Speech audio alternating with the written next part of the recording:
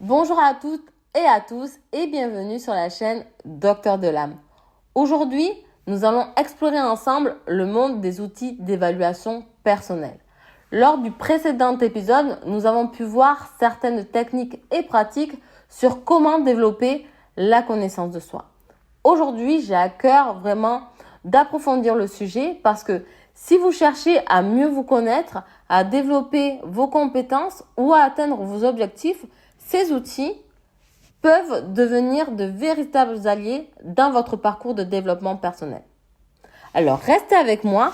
Je vais vous présenter les méthodes les plus efficaces et faciles à mettre en œuvre pour mieux vous évaluer, comprendre vos forces et identifier les axes d'amélioration. Alors, sans plus tarder, lançons-nous dans cette aventure pour mieux vous connaître et progresser ensemble.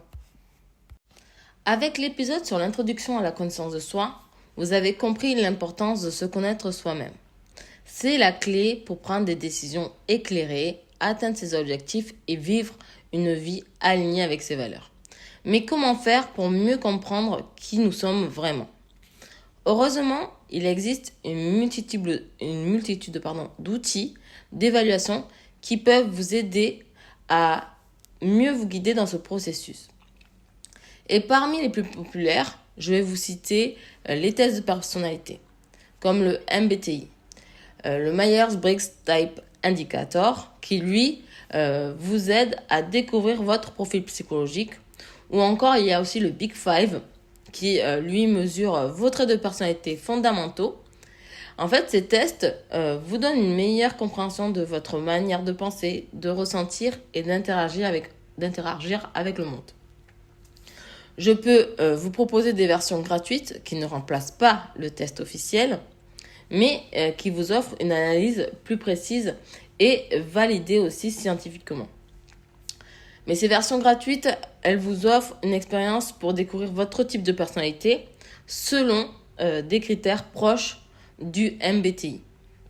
Si vous souhaitez une recommandation pour un test gratuit, n'hésitez pas à demander en commentaire personnalité, en laissant le mot personnalité. Comme ça, je saurai que le test qui vous intéresse, c'est les tests de personnalité. Ensuite, nous avons les tests d'intelligence émotionnelle. Eux, ils vous permettent d'évaluer votre capacité à percevoir, comprendre et gérer vos émotions, ainsi que celles des autres.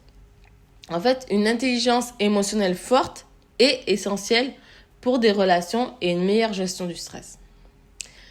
J'ai quelques ressources fiables et gratuites pour réaliser des tests d'intelligence émotionnelle. Alors, si cela vous intéresse, n'hésitez pas à laisser un commentaire émotion si vous souhaitez une recommandation.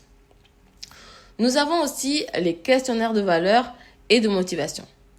Eux, ils aident à clarifier ce qui est vraiment important pour vous afin d'aligner vos actions avec vos principes profonds. Il est possible que je puisse vous proposer des questionnaires. N'hésitez pas à laisser en commentaire valeur et émotion si vous êtes intéressé pour un questionnaire. Il y aura donc aussi en dernier lieu, les bilans de compétences et d'aptitudes.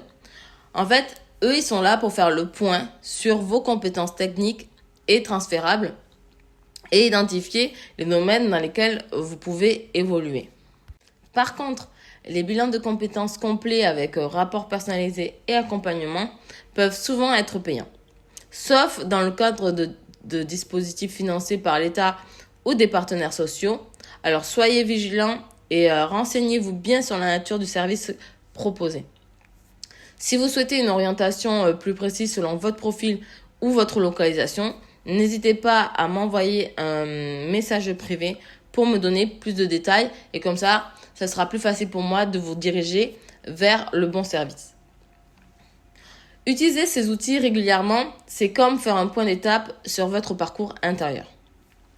Cela vous permet d'identifier vos progrès, vos zones d'amélioration et de mieux définir vos objectifs personnels et professionnels. Je vous encourage donc à explorer ces différentes méthodes, à faire preuve d'honnêteté dans les réponses et surtout à prendre le temps de réfléchir à ce que vous découvrirez sur vous-même. N'oubliez pas que la connaissance de soi, c'est un voyage, pas une destination. Plus vous en apprendrez sur vous, plus vous serez en mesure de vivre une vie authentique et épanouissante. Je ne cesserai jamais de vous le dire. Je vous invite, malgré ces outils d'évaluation personnelle, de ne pas oublier les techniques et les pratiques qui peuvent réellement autant vous aider. C'est celle qu'on a vue dans l'épisode précédent. Je vous invite, si vous ne l'avez pas déjà vu, à le revoir. Comme ça, vous aurez une idée de ce dont je vous parle. Mais en tout cas, il est important de prendre du temps pour la réflexion, la méditation, la tenue d'un journal type bullet journal ou simplement une promenade en pleine conscience qui peut vous aider à mieux vous connecter avec vous-même. J'espère vous avoir aidé sur les outils d'évaluation personnelle. Comme ça, vous aurez plus d'outils pour apprendre la connaissance de soi. Et j'ai été ravie de partager cette vidéo avec vous. Si cette vidéo vous a plu, n'hésitez pas à liker, à vous abonner et à laisser un commentaire pour partager votre expérience avec ces outils d'évaluation. Merci de votre écoute et à très bientôt pour de nouvelles aventures vers la connaissance de soi. Je vous dis à très vite. Bisous.